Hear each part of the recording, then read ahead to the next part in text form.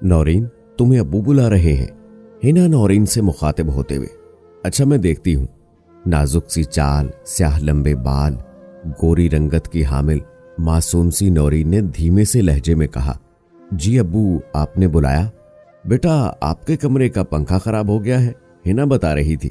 जी अब्बू, नौरीन ने कहा। चौधरी साहब ने शफकत भरा हाथ नौरीन के सर पर रखते हुए कहा, बेटा मैं अभी नया पंखा लगवाता हूं। ये कहकर चौधरी साहब हवेली से बाहर चले गए। नौरीन चौधरी साहब की सबसे बड़ी बेटी थी। वैसे तो चौधरी साहब की 4 बेटियां थीं, पर इस बात का इल्म गांव में काफी कम लोगों को था, क्योंकि चौधरी ने अपनी बेटियों को 7 पर्दों में रखा हुआ था। चौधरी साहब की पूरे गांव में बड़ी इज्जत थी। मोहल्ले के कोने में ही खान साहब ने नादर को काफी बड़ी इलेक्ट्रॉनिक्स की दुकान खोल कर दी हुई थी। पढ़ने लिखने का ज्यादा शौक नहीं था, इसलिए मैट्रिक में 2 दफा फेल होने के बाद वह मुश्किल मैट्रिक का इम्तिहान पास कर ही लिया। खान साहब के 2 ही बेटे थे। बड़े बेटे अरसलान की शादी के बाद अरसलान की तालीम अच्छी होने की वजह से उसे अच्छी जगह नौकरी मिल गई। चौधरी साहब ने नादर की दुकान का जायजा लेते हुए उसे कहा, मेरी हवेली के कमरे का पंखा खराब हो गया है, मैं जरा काम से जा रहा हूं, तो मुलाजिम के साथ जाकर पंखा लगा दो। नादर ने उनकी बात पर सर हिलाते हुए जी कहा। कुछ वक्त गुजरने के बाद नादर अपना सामान हाथ में लिए मुलाजिम के साथ हवेली की जानिब चल पड़ा। जैसे ही नादर पंखा फिट करके कमरे से बाहर निकलने लगा, उसकी नजर सामने खड़ी नौरीन पर पड़ी, जो उसे मुसलसल घूरे जा रही थी। नादर ने हल्की सी मुस्कुराहट अपने चेहरे पे बखेरी और नौरीन उसे देखती रह गई। इंतहाई खूबसूरत हसीन लड़का, बिल्कुल वैसा जैसा उसने कहानियों में पढ़ा था। वो नादिर के ख्याल में इस कदर खो गई कि उसे पता ही न चला कब नादिर हवेली से बाहर चला गया। नौरीन, हिना ने खोई हुई नौरीन को हिलाया और दोनों कमरे की जानिब चल पड़ी। चौधरी अपनी बेटियों को इतना ही पढ़ाता जिससे उन्हें उठने बैठने और बोलने की तमीज आ जाती। नौरीन को भी 5 जमातें करवा के घर बिठा लिया, जबकि नौरीन काफी ज़हीन बच्ची हुआ करती थी। नौरीन अपना ज्यादातर वक्त नावल या कहानियां पढ़ने में गुजारती थी। चौधरी साहब की लाडली बेटी थी, इसलिए उन्होंने कभी नौरीन की किसी बात से इनकार नहीं किया था। अलबत्ता नौरीन अपने मामू के बेटे हैदर के साथ बचपन से मांगी हुई थी। हैदर की तालीम मुकम्मल होते ही नौरीन के मामू जान ने हैदर और नौरीन की शादी की बात शुरू कर दी। हैदर ने नौरीन को बचपन में ही देखा था। जब शादी की बात पक्की हुई तो हैदर ने नौरीन की तस्वीर देखी। वो हैदर जो बचपन ही से नौरीन के ख्वाब देखता था, उसकी तस्वीर देखते ही उसका दीवाना हो गया। रात दिन उसकी तस्वीर से बातें करता, जबकि नौरीन इस बात से बिल्कुल बेखबर थी। नौरीन बहुत संजीदा लड़की थी, जबकि हिना बहुत ही शोख और चंचल सी लड़की, जो अपनी बड़ी बहन को हैदर का नाम ले लेकर छेड़ती रहती। लेकिन नौरीन हमेशा की तरह उसे डांट कर रख देती। और अब तो नौरीन की हैदर के नाम पर ज्यादा ही गुस्सा आने लगा था, क्योंकि अब तो वो सिर्फ नादिर के ख्यालों में गुम रहती थी। मुलाजिम हस्बे मामूल आज भी नौरीन बीबी के लिए डाइजेस्ट लेकर आया। हकीकत की दुनिया से बेखबर नौरीन नावल और अफसानों की जिंदगी को ही सच तस्वुर करने लगी। उसी रोज जब उसने डाइजेस्ट पढ़ने के लिए खोला तो नादिर का हसीन चेहरा उसकी आंखों के सामने आ गया और न जाने क्या क्या सोचकर मुस्कुराने लगी। उसका ध्यान हर वक्त सिर्फ नादिर के ख्यालों में डूबा रहता। वो कैसे भी करके एक बार नादिर से मिलना चाहती थी, इससे बात करना चाहती, उसे बताना चाहती थी कि नादिर की एक नजर ने उस पर किस कदर जादू कर दिया है। काफी सोचने के बाद आखिरकार नौरीन के जहन में ख्याल आ ही गया। उसने सोचा वो मुलाजिम से कहकर नादिर तक अपना पैगाम भेजेगी। वो जानती थी मुलाजिम किसी को नहीं बताएगा, क्योंकि बचपन से ही उनके घर में काम करता था और नौरीन की भी हर बात मानता था। खैर, नौरीन ने हिम्मत बांधी और नादिर को खत लिखकर मुलाजिम के हवाले किया। मुलाजिम नौरीन की बहुत इज्जत करता था, इसलिए नौरीन की बात ना टाली और बिना कोई सवाल किए नादिर की दुकान पर जाकर नादिर को खत देते हुए कहा, ये नौरीन बीबी ने भेजा है आपके लिए। नादिर ने खत खोला, जिसमें लिखा था, मैं आपसे मिलना चाहती हूं, अगर मुनासिब लगे तो रात 8 बजे आपका इंतजार करूंगी। उम्मीद है आप जरूर आएंगे। रात के 8 बज चुके थे। नौरीन के सब्र की इंतहा न रही। इतने में मुलाजिम आया और कहने लगा, बीबी जी, नादिर साहब आए हैं। नौरीन के लबों पर गहरी मुस्कुराहट बिखरी और उसने नादिर को बैठक में आने का कहा। चौधरी साहब इस मामले में निहायत सख्त आदमी थे, इसलिए नौरीन थोड़ी डरी और सहमी हुई थी। मुलाजिम कमरे से बाहर खड़ा रखवाली करता रहा और चौधरी साहब के रोब की वजह से बहुत घबराया हुआ था। 2 मिनट की खामोशी के बाद नौरीन ने बोलना शुरू कर दिया।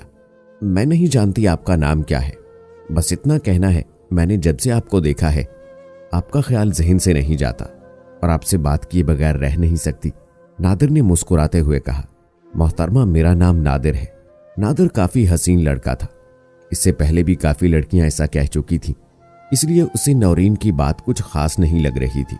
उसने नौरीन को उसकी बातों का कोई जवाब नहीं दिया और खामोशी से नौरीन की बात सुनकर चला गया। नौरीन को ये बात और भी बेचैन कर गई। अगले ही दिन नौरीन के मामू मामी और उनकी इकलौती बेटी जूबिया नौरीन और हैदर की शादी की तारीख के लिए उनके घर आ पहुंचे। जूबिया नौरीन की बहुत अच्छी और बचपन की दोस्त थी। नौरीन के चेहरे से परेशानी के आसार साफ जाहिर हो रहे थे।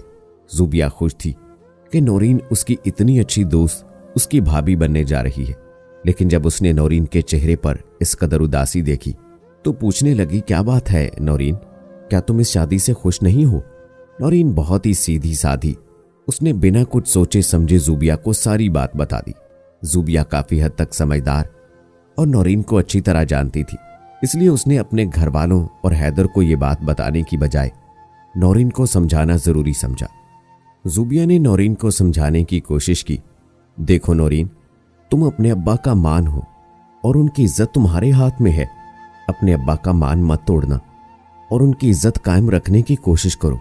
मेरा काम है तुम्हें समझाना, आगे तुम्हारी मर्जी।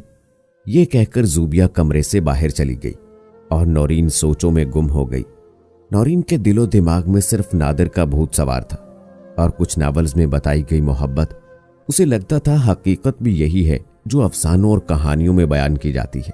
नादिर नौरीन से मोहब्बत तो न करता था, अलबत्ता बाकी लड़कियों की तरह नौरीन के साथ टाइम जरूर पास करना चाहता था। कुछ रोज गुजर चुके थे।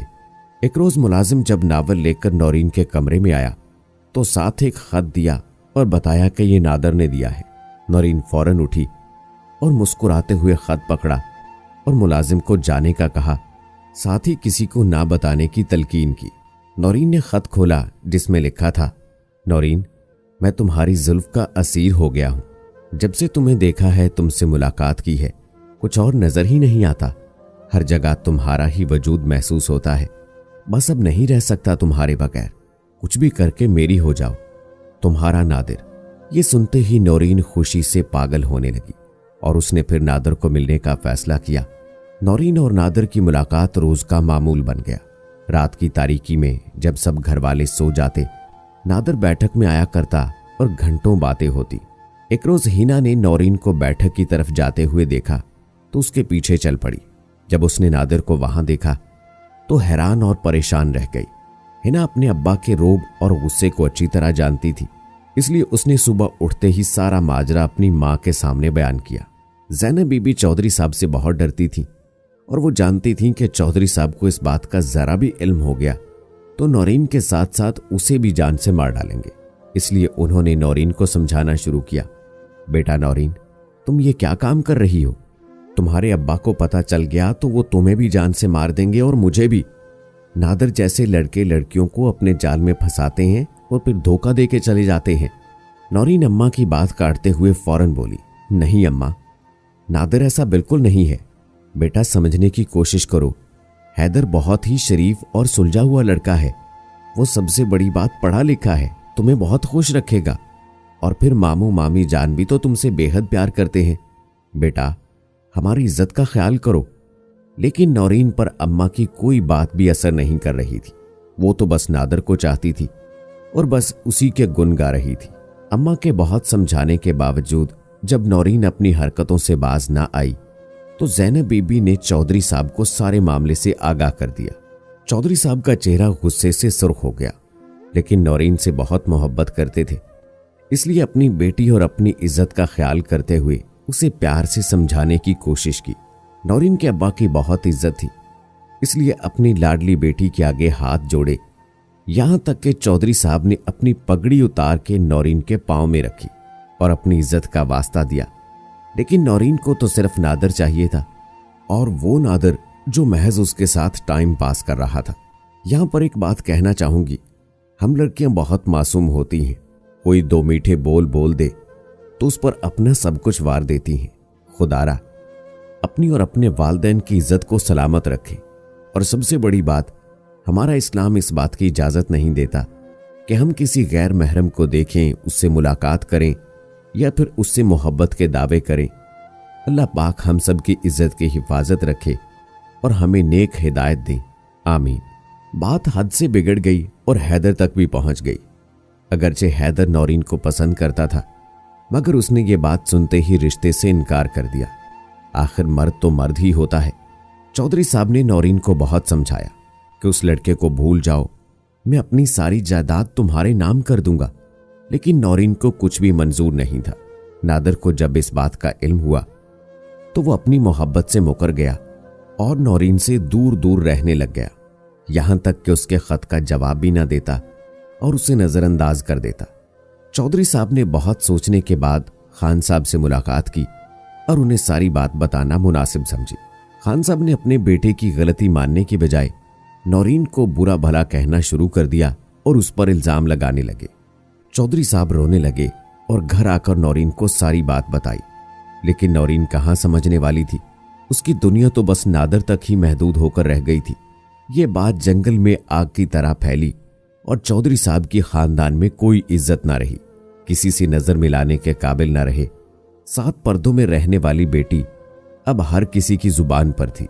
चौधरी साहब हर वक्त सोच में डूबे रहते, जब बड़ी बेटी ऐसी है तो छोटियों पर क्या असर होगा। नौरीन की अम्मा भी परेशान रहने लगी। परेशानियों की वजह से बीमारियों ने आ घेरा और बिस्तर से जा लगी। नौरीन ने नादर को खत लिखा कि अगर आज तुम मुझसे मिलने ना आए तो मैं जहर ले लूंगी। नादर ने नौरीन की कोई परवाह न की और वो अपनी दुनिया में मगन रहने लगा। 2 दिन गुजरने के बाद जब नादर की तरफ से कोई जवाब न आया तो नौरीन ने जहर ले लिया। हिना ने नौरीन की हालत देखी तो फौरन अम्मा अब्बा को बताया। जल्द अस्पताल ले जाने की वजह से नौरीन मौत के जाल से तो निकल गई, लेकिन नादर के जाल से ना निकली। नौरीन की अम्मा ये सदमा बर्दाश्त न कर सकी और अल्लाह को प्यारी हो गई। औलाद का गम वो वाहिद गम होता है जो माँ बाप को अंदर से खा जाता है। माँ की मौत के बाद और नादर की बेरुखी की वजह से नौरीन बहुत गमज़दा सी हो गई और बहुत गुमसुम रहने लगी। जब नादर को इन सब बातों की खबर मिली तो उसको एहसास हुआ कि नौरीन तो सच में उसकी मोहब्बत में गिरफ्तार है। उसने नौरीन को मिलने का पैगाम भेजा। उसने नौरीन को देखते ही कहा, नौरीन तुमने अपनी क्या हालत बना रखी है। और नादर की आंखों से बेसाख्ता आंसू निकल पड़े। शायद उसे नौरीन की मोहब्बत का एहसास हुआ था। उसने नौरीन को कहा, नौरीन हम कभी भी एक नहीं हो सकते, तुम्हें यह बात तस्लीम करना होगी। ना मैं तुम्हारे काबिल हूं। आज से तुम अपने रास्ते, मैं अपने रास्ते। मेरे पीछे अपनी जिंदगी खराब मत करो। हो सके तो मुझे माफ कर देना। ये सब सुनकर नौरीन रोने लगी और घर चली आई। चौधरी साहब ने सोचा मां की मौत के बाद शायद अब उनकी बेटी संभल जाए और उन्हें उनकी पहली वाली नौरीन मिल जाए, मगर नौरीन की लाख कोशिशों के बावजूद भी वो नादर को ना भूल सकी। खान साहब ने नादर का रिश्ता अपनी बहन की बेटी के साथ पक्का कर दिया। नादर को जोहरा बिल्कुल भी पसंद ना थी, मगर खान साहब ने नादर को हुक्म दिया कि अगर तुमने जोहरा से शादी करने से इनकार किया तो मैं तुम्हें इस घर से निकाल दूंगा। मगर फिर भी नादर ने शादी से इनकार कर दिया और घर छोड़ दिया। कुछ हफ्ते गुजरने के बाद जब नादर घर वापस ना आया तो अरसलान ने पुलिस में रिपोर्ट दर्ज करवा दी। जब पुलिस की काफी तफ्तीश के बाद भी नादर का कुछ न पता चल सका तो खान साहब चौधरी साहब के घर जा पहुंचे और उन्हें धमकी लगाई कि अगर 2 दिन के अंदर मेरा बेटा ना मिला तो मैं तुम्हारी बड़ी बेटी के साथ साथ बाकी बेटियों का भी कत्ल करवा दूंगा। ये सुनकर चौधरी साहब परेशान रहने लगे और उन्होंने भी नादर का पता लगाना शुरू किया। कुछ दिन यूं ही गुजर गए। एक रोज सुबह सुबह दरवाजे पे दस्तक हुई। नौरीन के नाम का खत मिला, जिस पर लिखा था, नौरीन मैं सिर्फ तुमसे मोहब्बत करता हूं। मेरे अब्बूजी ने मेरा रिश्ता जोहरा से कर दिया था और अगले ही हफ्ते मेरी शादी का फैसला भी सुना दिया था, लेकिन मुझे उनका फैसला हरगिज कबूल नहीं था, इसलिए मैं गांव छोड़कर आ गया। नौरीन मैं सिर्फ तुम्हारा हूं। इस जहान में तो मुमकिन नहीं, मगर इस उम्मीद के साथ खुदा हाफिज कि अगले जहान में मैं तुम्हें तुम्हारा होकर मिलूंगा। खुश रहना और चौधरी साहब से कहना कि मैं उनकी माफ़ी के काबिल तो नहीं, मगर फिर भी अगर हो सके तो मुझे माफ़ कर दें। तुम्हारा नादिर। ये पढ़ते ही नौरीन जोर जोर से रोने लगी। उसी शाम पुलिस को गांव की बड़ी नहर से एक लाश बरामद हुई और तफ्तीश करने पर मालूम हुआ कि वो लाश नादिर की है। जब नौरीन को इस बात का पता चला तो वो जैसे एक जिंदा लाश बनकर रह गई। 1 साल गुजर चुका था। चौधरी साहब नौरीन और अपनी बाकी बेटियों समेत शहर रवाना हो गए। नौरीन जिंदा तो थी मगर जिंदों में शुमार ना थी। सारा दिन एक ही जगह बैठी रहती, ना कुछ बोलती ना ही किसी की सुनती। शायद कुदरत को यही मंजूर था। हिना समेत बाकी 2 बहनें भी अच्छे इदारों में आला तालीम हासिल करने लगी। एक रोज हैदर का शहर से गुजर हुआ तो उसने चौधरी साहब को देखा और उनसे सलाम दुआ के बाद उनके काफी इसरार पर उनके साथ उनके घर चला गया।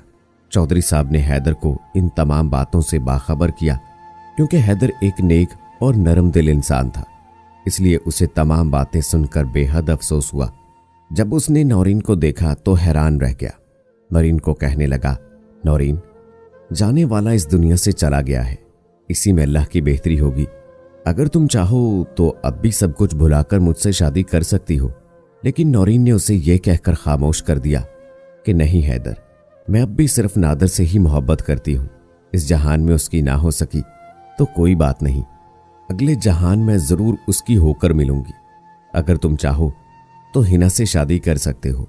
काफी सोचने के बाद हैदर ने चौधरी साहब से हिना का हाथ मांगा और अगले ही रोज मामू, मामी और जूबिया शहर आ गए। उन्हें भी हिना का रिश्ता दिल से कबूल था। 1 हफ्ते में हिना और हैदर की शादी हो गई। हैदर और हिना भी अपनी फैमिली के साथ खुशी खुशी रहने लगे।